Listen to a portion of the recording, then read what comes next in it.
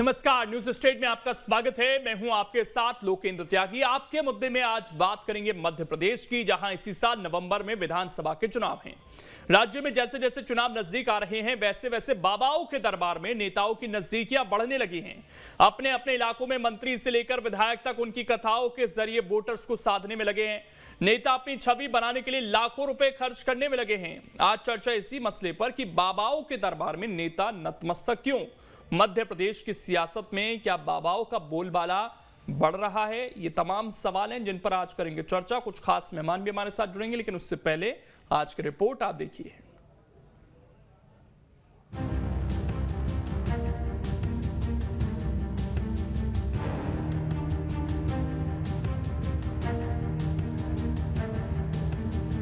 मध्य प्रदेश में चुनावी साल में कथाकाल जारी है और जैसे जैसे चुनाव की घड़ी करीब आ रही है, बाबाओं का बोलबाला भी बढ़ता जा रहा है। धीरेन्द्र शास्त्री, देवकी नंदन, प्रदीप मिश्रा जैसे सभी कथावाचकों के पास अब देने को कोई नई तारीख नहीं है। जानकारी के मुताबिक 7 अप्रैल से विदिशा में धीरेन्द्र शास्त्री की कथा चल रही है। 4 अप्रैल से उज्जैन में पंडित प्रदीप मिश्रा की कथा चल रही है।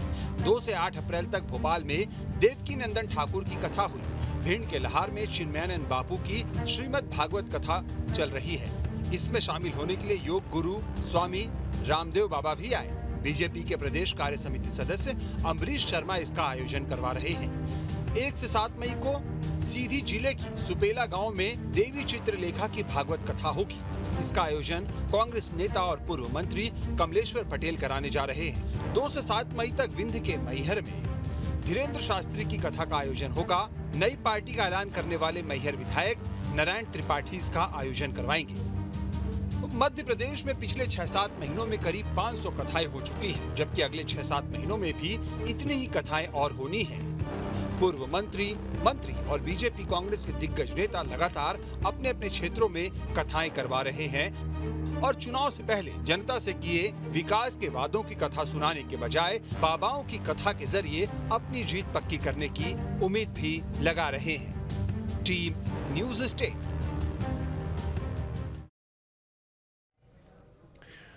और चर्चा करने के लिए कुछ खास मेहमान इस वक्त हमारे साथ जुड़ गए हैं। सबसे पहले परिचय करा देता हूं। महंत रामदूत दास जी हैं, धर्मगुरु हैं। डॉक्टर ब्रजेश पांडे जी हैं, प्रवक्ता हैं बीजेपी के। और अपराजिता पांडे जी हैं, प्रवक्ता हैं कांग्रेस की। आप तीनों का बहुत बहुत स्वागत है। शुरुआत मैं आपसे ही कर रहा हूं महंत जी। ये जो कथाएं हो रही हैं सर, इनका राजनीतिक महत्व भी बड़ा बताया जा रहा है, और खासकर अगर राजनेता कथाओं का आयोजन कराएं तो सवाल और उठते हैं। और अब तो कुछ बाबा ऐसे भी हैं प्रदेश में जो पर्चियां नेताओं की भी निकाल रहे हैं, उनको आशीर्वाद दिया जा रहा है मंत्री बनने का, विधायक बनने का।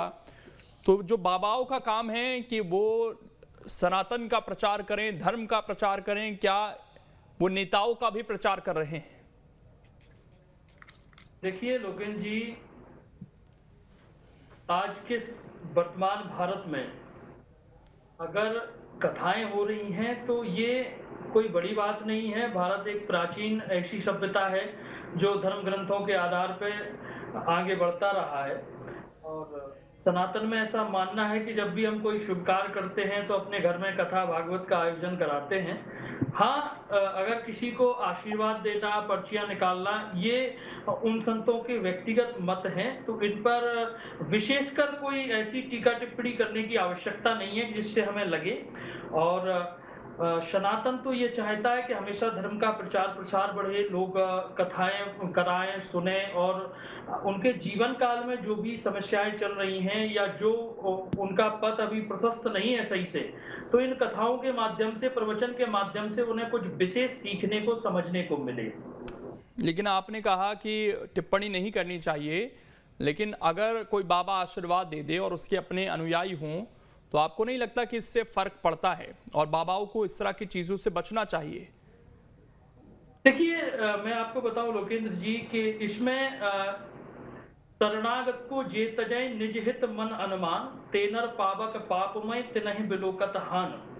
राम जी कहते हैं, और राम जी ने रामचरितमानस में ऐसा निर्देश दिया है कि जो अपनी शरण में आए उसे यथावत स्थिति से अपने ज्ञान के द्वारा, अपने मार्गदर्शन के द्वारा उसे उचित दिशा निर्देशन दें। तो कोई भी संत हो, कोई भी महंत हो, या कोई भी पंडित हो, अगर उसके पास आप जाएंगे, निवेदन स्वरूप जाएंगे, तो वो आपके कल्याण की भावना से है, आपके लिए आशीर्वाद स्वरूप में प्रभु से प्रार्थना करेगा और आपके मतलब उच्च भविष्य की कामना करेगा। इसमें बाबाओं का अगर इन्वॉल्व होना या किसी के लिए अच्छा सोचना, हमेशा संतों का ये रहा है कि निज प्रभुमय देखा है जगत कैसन करें विरोध, सारा संसार उनके लिए राममय है। तो इसको कहीं ना कहीं राजनीति से जोड़ना या अन्य किसी चीजों से जोड़ना, ये कहीं ना कहीं सार्थक नहीं है। ब्रजेश जी, देखिए आपकी पार्टी के नेता भी जाते हैं अपना भविष्य लेकर। इमरती देवी का वीडियो वायरल होता है जिसमें वो कह देते हैं कि भाई आपको अपनों ने ही हरा दिया, नाम नहीं बताऊंगा मैं, और आपके नेता कथा भी करवा रहे हैं। लेकिन जब इन कथाओं में कई बार अव्यवस्था हो जाती है तो कोई जिम्मेदारी लेने के लिए तैयार नहीं होता। फिर लोकेंद्र साहब, महंत जी ने बड़ी सार्थक और सारगर्भित बातें किया है। हम समझते हैं रामायण में बहुत अच्छी चौपाई आती है आरण्य कांड के अंदर, जिसमें कहा गया है कि राजनीति बिन धन बिन धर्मा, हरहि समय बिनु सत्कर्मा, अविद्या बिन विवेक उपजाए, श्रम फल बढ़े ये अरुपाए। मेरा ऐसा मानना है कि चाहे वो भारतीय जनता पार्टी हो, चाहे कांग्रेस पार्टी हो, चाहे समाजवादी पार्टी हो, चाहे बहुजन समाज पार्टी हो, चाहे कोई अन्य दल, अगर वो सन्मार्ग से, अगर वो सनातन धर्म पे विश्वास करते हैं, और मैं समझता हूँ इस देश का हर हिंदुस्तानी सनातन धर्म पे विश्वास करते हैं, अगर सनातन धर्म विश्वास करते हैं, इन संत महान महात्माओं के शरणों में जाते हैं, इन मनीषी पुरुषों के पास जाते हैं, और क्या होता है, राम कथा में मर्यादा पुरुषोत्तम प्रभु श्री राम के जीवन के बारे में बताया, श्री कृष्ण कथा के बारे में भगवान श्री कृष्ण के जीवन के बारे में बताया, उसमें कोई अन्य बातें तो बताई नहीं जाती। तो अगर कोई नेता या स्टालवर लीडर जो उस क्षेत्र का है, राजनेता है, राजनीति में है, राजनीति में भी तो धर्म से जुड़ा व्यक्ति भी राजनीति में है। मैं समझता हूँ गांधी जी भी यही कहते थे कि धर्म और राजनीति को अलग नहीं किया जा सकता, सरदार पटेल जी भी यही कहते थे, पंडित जवाहरलाल नेहरू भी यही कहते थे, कांग्रेस के हर बड़े नेता यही कहते थे, यही भारतीय जनता पार्टी कहती है, समाजवादी पार्टी कहती है। तो लोकेंद्र साहब, नहीं, कभी तो सर ये पार्टी का स्टैंड ये रहता है ब्रजेश जी कि धर्म आस्था का विषय है, राजनीति से इसे नहीं जोड़ना चाहिए। आज आप कह रहे हैं, इसको थोड़ा सा मैं चाहूंगा एक्सप्लेन करें आप। जहां इस तरह का विषय हो जो आस्था से जुड़ा हो, जहां इस तरह का विषय हो जहां धर्म लोग जा करके उससे कुछ चीज की प्राप्ति कर सके, ये कोई बुरी बात नहीं है लोकेंद्र। दूसरी बात मैं कहना चाह रहा हूँ कि आदरणीय धीरेन्द्र शास्त्री जी, देवकीनंदन ठाकुर जी, प्रदीप मिश्रा जी या चित्रलेखा जी, या जो भी हमारे कथावाचक हैं, उनकी कथाओं में प्रभु के बारे में, उनकी मर्यादाओं के बारे में, समाज के साथ उनके गुरुतर दायित्व के बारे में और सामाजिक मूल्यों के बारे में बताया जाए। तो उनके आध्यात्मिक महापुरुषों की कथाओं कराने से, इन कथावाचकों की कथा कराने से अगर समाज को ज्ञान मिलता है, समाज को दिशा मिलती है और एक नई ऊर्जा का संचार करता होता है, तो इसमें किसी तरह की कोई बुराई नहीं है। मैं नहीं समझता हूँ कि इससे समाज में किसी तरह का कोई वातावरण कलुषित होता है या संविधान की आर्टिकल 21C का वायलेंस। अपराजिता जी, कांग्रेस पार्टी का स्टैंड भी इसमें अलग अलग रहा है। सज्जन सिंह वर्मा कभी धीरेन्द्र शास्त्री के मुद्दे पर जब उनसे पूछा जाता है तो वो कुछ और ज्ञान देते हैं, लेकिन वो खुद पंडोकर सरकार के धाम में पहुंच जाते हैं अपने कुछ जो साथी नेता उनके साथ। तो कांग्रेस पार्टी अभी कुछ दिन पहले कार्यालय में भी आप लोगों की बड़ी तस्वीरें वहां से सामने आई, जिस तरीके से भगवा रंग में आपका कार्यालय नजर आया। तो क्या धर्म आस्था के बिना आज की परिस्थितियों में राजनीतिक उत्थान मुश्किल है किसी भी पार्टी का? देखिए लोकेंद्र जी, धर्म और आस्था आज की परिस्थिति नहीं, आदि काल से चला आ रहा है। सनातन धर्म भी बहुत पुराना है और कथाएं भी आदि काल से अनवरत चली आ रही हैं। कांग्रेस पार्टी का स्टैंड हमेशा एक ही रहा है, हम धर्म और आस्था में विश्वास रखते हैं, बट धर्म और आस्था के नाम पर हम ध्रुवीकरण की राजनीति करने में विश्वास नहीं। वो है स्टैंड हमारा। आज आप जिस प्रकार से देख रहे हैं, धर्म और आस्था को किस प्रकार से मिसयूज किया जाता है, किस प्रकार से ढकोसलेबाजी में उसको परिवर्तन किया जाता है, उससे हर एक नागरिक को हानि पहुंचती है। जब हम रतलाम में देखते हैं कि हर एक हनुमान भक्त को बुरा लगा, इस प्रकार का जब माननीय शिवराज सिंह चौहान जी के बर्थडे पर, उनके जन्म दिवस पर जब ऐसे चित्र आते हैं तो हर किसी को बुरा लगता है और हनुमान भक्तों का ही अपमान होता है। जब विजय वर्गीय जी महिलाओं के बारे में इस प्रकार की अभद्र टिप्पणी करते हैं, उनकी शूर्पणखा से तुलना करते हैं, तो ये धर्म और आस्था के खिलाफ जाता है। क्योंकि हिंदू धर्म हो और एक सच्चा सनातनी जो हो, वो महिलाओं को हमारे धर्म में देवी का स्थान दिया जाता है। तो आप महिलाओं के बारे में इस प्रकार से जो बातें करते हैं, ना वो धर्म और आस्था में विश्वास रखते हैं और ना ही सच्चे सनातनी या हिंदू हो सकते हैं। जब हम खरगोन में देखें, खरगोन में जब पुलिस की इंटेलिजेंस रिपोर्ट आती है कि यहाँ से रामनवमी का जुलूस इस समय ना निकले, लोगों को यहाँ पे दंगे हो सकते हैं, लोगों को हानि पहुंच सकती है, इसीलिए ऐसी चीजों के बारे में अभी कमलनाथ जी ने एक बहुत अच्छी बात कही कि वो एक सेफ्टी ऑडिट रिपोर्ट पॉलिसी लाएंगे जब कांग्रेस पार्टी की सरकार आएगी। पहले से जो इसमें ऐसे इवेंट्स के जो ऑर्गेनाइजर्स हैं, उनको बताना पड़ेगा कि ये सबके लिए सेफ रहे और किसी को भी धर्म के नाम पर हानि ना पहुंचे। क्योंकि हिंदू धर्म हमें क्या सिखाता है? सर्व जन हिताय, सर्व जन सुखाय, वसुदेव कुटुंबकम की फिलॉसफी लेकर। लेकिन एक बात बताइए अपराजिता जी, हमारे साथ चले। पंडित सतीश कौशिक जी भी जुड़ गए हैं, कथावाचक हैं, उनके पास भी मैं जाऊंगा। लेकिन अपराजिता जी, बाबाओं में आस्था है आप लोगों की, चलिए मान लेते हैं, लेकिन आस्था और जो विचारधारा है क्या वो भी मैच करती है? क्योंकि बाबाओं की विचारधारा कुछ और है, धीरेन्द्र शास्त्री की विचारधारा हिंदू राष्ट्र की है। तो फिर क्या कांग्रेस पार्टी की वही लाइन है? क्योंकि कमलनाथ तो आशीर्वाद लेकर आए उनसे, क्या आशीर्वाद लेना और बाबाओं की विचारधारा के साथ चलना दोनों अलग चीज लेकर चलती हैं पार्टियां?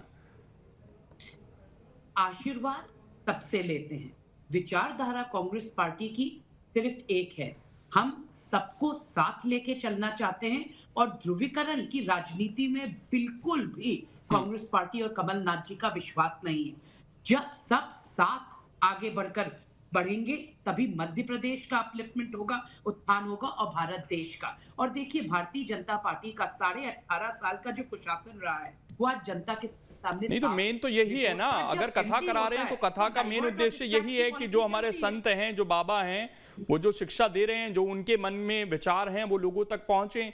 अगर आप उन विचारों से नहीं मेल खाता है आपका, तो फिर उन बाबाओं की कथा करवाना, वहां जाना, क्या फिर ये भ्रमित करना नहीं है आपको अपनी जनता को?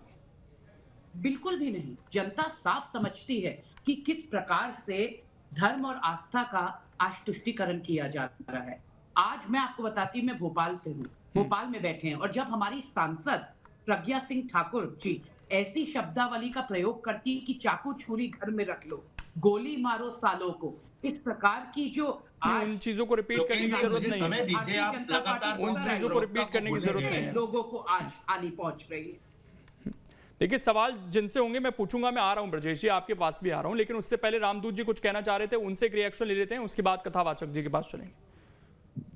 लोकेन जी, यहाँ एक मुद्दा मैं विशेषकर जोड़ूंगा अपनी चर्चा के साथ कि आपने आज की चर्चा में जो चिन्हित नाम गिनाए हैं, चाहे वो बागेश्वर सरकार हो, देवकीनंदन ठाकुर जी हो, स्वामी अनिरुद्धाचार्य जी हो, आज ये समय पे इस टाइम पे वोट बैंक के ये मान के चलो गोदाम बन चुके हैं ये लोग। अच्छा, अगर इसको राजनीतिक दृष्टिकोण से देखें तो मैं मानता हूं कि किसी भी पार्टी को, चाहे वो बीजेपी हो, कांग्रेस हो या अन्य कोई पार्टी हो, इन्हें धर्म से जितना मतलब नहीं है उतना मतलब है आज के समय पे किसकी हवा बेहतर चल रही है। क्योंकि एक मुद्दे से मैं जोड़ना चाहूंगा, बीजेपी की प्रवक्ता भी बैठे हैं, कांग्रेस प्रवक्ता भी हैं। मध्य प्रदेश के अंदर लोकेंद्र जी एक बहुत बड़ा मुद्दा इस समय पे बना है। 65,000 ऐसे मंदिर हैं मध्य प्रदेश में जो राज्य सरकार के अधीन आते हैं। सिर्फ मध्य प्रदेश में ही ऐसी समस्या बची है, जबकि उत्तर प्रदेश में राज्य सरकार की अधीनता खत्म हो चुकी है, राजस्थान में राज्य सरकार की अधीनता खत्म हो चुकी है। लेकिन आज भी मध्य प्रदेश के चिन्हित 65,000 मंदिरों में प्रबंधक, कलेक्टर और साथ में शासन की उसमें हस्तक्षेप है। 18 साल बीजेपी का शासनकाल रहा, जो बीजेपी स्वयं को धर्म हितैषी पार्टी बताती है। 1.5 साल बीच में कांग्रेस का भी शासनकाल आया। कांग्रेस ने कहा कि हमें ऐसा मौका दीजिए तो हम धर्म के लिए, देश के लिए कुछ करना चाहते हैं, लेकिन कहीं ना कहीं वो मुद्दा वहीं अटका हुआ है। आज के समय पे ये हालात बन चुके हैं, धर्म, भक्ति, दर्शन का विषय नहीं बची है, अब सिर्फ प्रदर्शन का विषय बची है। नेताओं को लगता है कि इस बाबा की कथा में या इस संत की कथा में अगर हजारों की भीड़ हो रही है, लाखों की भीड़ हो रही है, तब ही उस प्रदेश का मुख्यमंत्री या उस प्रदेश के उच्च स्तर के नेता उससे मिलने जाएंगे। अन्यथा कई बाबा, कई संत, कई पुजारी, कई पंडित ऐसे हैं जिन्हें कहीं ना कहीं रोजगार के तौर पे, मूलभूत सुविधाओं के तौर पे, कई ऐसी अन्य जो चीजें हैं उनके। बिल्कुल, ये बहुत वैलिड पॉइंट है कि हवा भी उसी तरफ बहती है जिनके भक्त ज्यादा हैं। क्या इसी बात से पंडित सतीश कौशिक जी आप इत्तेफाक रखते हैं? क्योंकि कथा तो हमारे गली मोहल्लों में भी होती हैं और बहुत अच्छे से होती हैं, तमाम लोग सहयोग भी करते हैं उसमें, लेकिन मध्य प्रदेश या देश में उन बाबाओं की पूछ परख ज्यादा आपको नजर आती है जिनके अनुयायी ज्यादा हैं। लोकेन जी, मैं आपके इस चैनल के माध्यम से सभी दर्शकों को और महान भावों को प्रणाम करना चाहता हूँ। और आपने बिल्कुल सही कहा, जिसके फॉलोअर्स जितने ज्यादा हैं और कितने ज्यादा है, जितनी भीड़ जिनके यहाँ ज्यादा है, तो स्वाभाविक सी बात है कि उनके यहाँ तो सब लोगों को हवा जिधर बहेगी वो लोग जाएंगे। बिल्कुल ब्रजेश जी, अब सवाल तो वही आ गया कि आस्था हमारी इंडिविजुअल होती है, लेकिन अगर हम ये देख के कथाएं करवाएं कि इनकी फॉलोइंग ज़्यादा, और कथा भी अब वैसी तो रही नहीं कि आपसी सहयोग से कथा हो जाए। जितने बड़े बाबा हैं इनकी कथा करोड़ों में होती है, और इसका तो खुले तौर पर कुछ बाबा कहते भी हैं कि अगर हमारी कथा के बारे में सोच रहे हैं तो इतना पैसा लगेगा कम से कम व्यवस्थाएं करने में। तो अब ये कथा भी एक बड़ा इवेंट मैनेजमेंट हो गया है जिसको शायद बड़े बड़े नेता ही कर सकते हैं, आम लोगों की दूर से तो ये बाहर निकल चुकी हैं चीजें। अब देखिए लोकेंद्र जी, आपके सवाल का जवाब मैं दूंगा, उसके पहले मैं कांग्रेस के अपने काबिल प्रवक्ता मित्र की कुछ बातों को जिन्होंने यहाँ पे तर्क रखे उसका जवाब दूंगा। इन्होंने वो कहा कि धर्म और आस्था दो अलग अलग विषय हुआ करते हैं। बिल्कुल कांग्रेस का चाल चरित्र चेहरा यही है। कांग्रेस के नेता कमलनाथ जी बागेश्वर धाम दर्शन करने जाते हैं और दर्शन करने के बाद उनके सज्जन सिंह वर्मा कुछ और बयान देते हैं। कमलनाथ जी कहते हैं हमारी आस्था, हमारी श्रद्धा बागेश्वर धाम के साथ। उसके बाद क्या जब सवाल किया जाता है कि क्या बागेश्वर धाम सरकार सनातन धर्म का प्रचार कर रहे हैं, आप हिंदू धर्म राष्ट्र बनाने के उसमें है, तो कमलनाथ जी के मन होता है कि भारत संविधान के साथ चले। तो तीसरी बात मैं कहता हूँ, आप चाहते कि भारत संविधान पे चले? अरे शर्म करो, आप नहीं चाहते, भारतीय जनता पार्टी नहीं चाहती कि भारत संविधान पे चले? प्रदेश के ये बहुत बड़ा प्रश्न है। आप मुझे बता दीजिए कि आप नहीं चाहते क्या कि भारत संविधान पे चले? एक एक कर बस ये बता दीजिएगा कि अपराजिता जी, ऐसे काउंटर नहीं, मैं समय दूंगा उसके बाद काउंटर कीजिए। सुनिए, एक बहुत अच्छी चौपाई रामायण में और भी आती है। हमारे दो धर्म गुरु बैठे हैं, सचिव वैद्य गुरु तीन, जो प्रिय बोलहि भय आस, राज धर्म तन तीन कर होई वेग ही नाश। सत्य सुनने की आदत नहीं है आप लोगों के अंदर, क्योंकि सत्यान्वेषी आपके नेता है नहीं है। पल में तोला पल में मासा, इनका कोई कैरेक्टर नहीं है। ये कब कहाँ क्या बोल जाते हैं ये खुद ही पता नहीं है। तो इनके लिए तो धर्म और आस्था अलग अलग विषय हो सकते हैं, लेकिन हम समझते हैं कि मध्य प्रदेश की 8.5 करोड़ जनता मर्यादा पुरुषोत्तम प्रभु श्री राम को अपना आदर्श मानती है, उनके विचारों पे चलती है, उनकी शुचिता पे चलती है। उन्होंने जिस तरह से मर्यादा के लिए समाज में अपनी राजनीति की, लेकिन एक बात बताइए ब्रजेश जी, एक सवाल है। विजयवर्गीय जी, एक मिनट अपराजिता जी, एक मिनट प्लीज मैं एक सवाल पूछ लूं उसके बाद। ब्रजेश जी, एक चीज बताइए, आपने उनके नेताओं के नाम गिनाए कि कमलनाथ कुछ और कहते हैं, सज्जन सिंह वर्मा कुछ और कहते हैं, प्रीतम लोधी ने क्या कहा था? उनको तो आपकी पार्टी ने माफ कर दिया तुरंत। जो 6 साल का निष्कासन था वो रहने देते ना। मैंने आपसे कहा बड़े विनम्रता से, लोकेंद्र जी बड़े विनम्रता से कहा, हमारी पार्टी जो है वो सब समाज में सबको लेके चलती है, सर्वजन हिताय सर्वजन सुखाय हमारी पार्टी का एक उद्देश्य है। समाज के अंतिम छोर के व्यक्ति को भी अपने साथ लेके चलती है। लेकिन भारत हिंदू राष्ट्र है, हमारी पार्टी ओपिनियन तो डिफरेंट है ना सर। प्रीतम लोधी ने तो कुछ और ही बात कही थी। उन्होंने इस तरह के बाबाओं से, ब्राह्मणों से सतर्क रहने के लिए कहा जनता को। प्रभु श्री राम की भव्य मंदिर बनने जा रही है, हमारी पार्टी का सिद्धांत है। इसी तरह से अन्य जगहों पे भी, जहां पर भी हमारे यहाँ आक्रांताओं ने हमारे देश की संस्कार, हमारे देश की संस्कृति को नष्ट करके अपनी मूर्तियां स्थापित किया, अपने बातें बिठाई, उनको हटा करके हमारी पार्टी चाहेगी कि हिंदू धर्म के माध्यम से भारत जो हिंदू राष्ट्र। चलिए अपराजिता कुछ कहना चाह रही हैं, उनका सुन लेते हैं। बोलिए अपराजिता जी। एक एक करके मुझे इनके पॉइंट्स बताने हैं जो ये बोल रहे थे। सबसे पहले तो भारतीय जनता पार्टी भक्ति नहीं करती, सिर्फ प्रदर्शन करती है।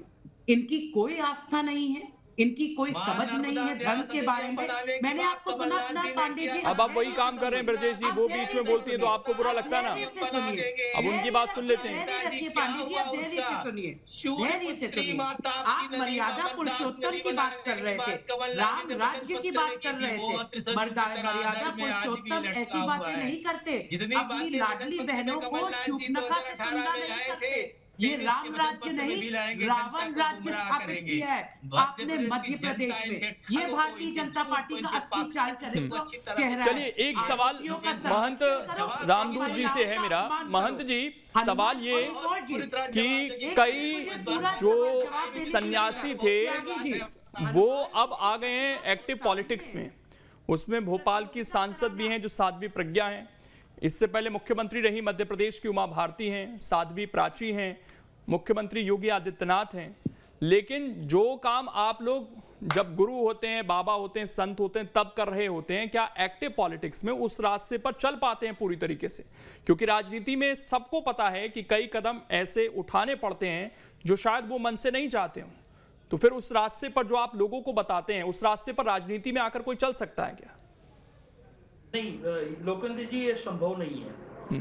कहीं ना कहीं एक समय में हम किसी एक ही दायित्व का निर्वहन कर पाते हैं, और जब एक समय में हम कई दायित्वों का निर्वहन करने की चेष्टा करते हैं तो कहीं ना कहीं हम अपने जो मुख्य दायित्व है जिसका नाम वैराग्य होता है उससे कहीं ना कहीं विमुख हो जाते हैं। तो संभवतः ऐसा है कि अगर आप आज जिन नामों का आपने लिया, चाहे वो योगी आदित्यनाथ हो, चाहे वो साध्वी प्रज्ञा ठाकुर हो, चाहे उमा भारती जी हो, तो ये कहीं ना कहीं एक अपने समय पे बेहतर ये रहे हैं संन्यास में। लेकिन जब से इन्होंने अपने जीवन का राजनीतिकरण किया है, उस स्थिति से आज तक इन्होंने कहीं ना कहीं एक दोहरा स्वभाव रखना पड़ा है।